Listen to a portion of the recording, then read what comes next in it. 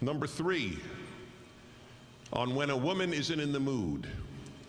So here she does not quote me. Always beware, by the way, always, very important thing, when something is said that someone said, but there are no quote marks. But in any event, this is how it is summarized. Even when a woman isn't in the mood for relations, she should have sex with her husband. He says, that's Prager, me, he says that while men don't always want to go to work, they are obligated to do so. So too, women need to fulfill marital obligations if they want a happy and successful marriage. He claims that wives can't expect men not to cheat on them if they say no to sex too often. I never said the last thing, that they can't expect them not to cheat on them. If I remember correctly, I did say something that every married couple knows, that if don't let your guy leave for a long period of time hungry, because there are a lot of available outlets. Do I defend adultery? The idea is nonsense. Of course not. I'm not talking about what is good, I'm talking about reality. But anyway, let me talk about the other part. Yes, when a woman isn't in the mood, she should have sex with her husband. I never said should. That's why she doesn't quote me. What I said was, and you should read it, what I said was this. If a married woman loves her husband and he is a good man, and I kept stipulating a good, honorable, and faithful husband, and she loves him, she should not allow mood to be the only thing that determines whether or not she has sex with him. That I do stand by. That is entirely accurate. And let me tell you how I learned it.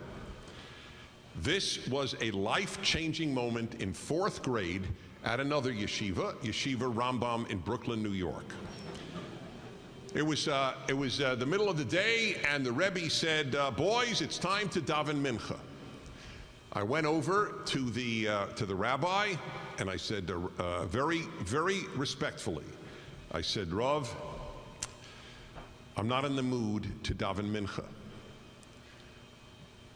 It was clear, even to me in 4th grade, that this rabbi, a bearded East European rabbi who spoke English well, but had clearly never heard the word mood and daven in the same sentence. This was a revelatory moment for him. And so he stroked his beard, he looked up, and he goes, Shmuel Prager is not in the mood to daven mincha. So what? The man changed my life. I mean it, I'm not joking. It's the only thing I remember from 4th grade. You're not in the mood, so what? In other words, your mood doesn't mean a damn thing. We don't give a damn about your mood. Who's in the mood to do everything that they have to do in life? In the mood? Think I'm in the mood to broadcast every single day? Think I'm in the mood to do so much of what I do? How about my favorite, Bikur Cholim? Who's in the mood to visit the sick? Oh, great, another day to visit a hospital. Nobody. That's why we have a word in Judaism called mitzvah, because mitzvah is the opposite of mood. We don't say it's a mood to go to visit the sick. We say it's a mitzvah to go to visit the sick. Mitzvah means commandment. If we could rely on moods, we wouldn't have commandments, would we?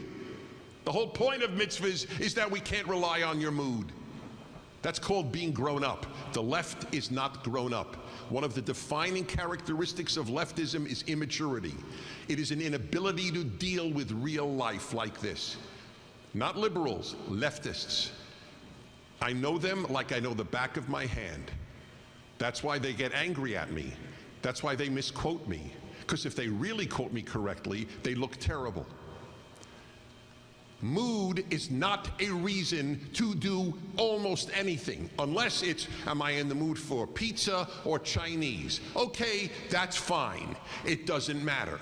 But if you're in the mood for cheesecake and you need to lose weight, maybe you shouldn't follow your mood.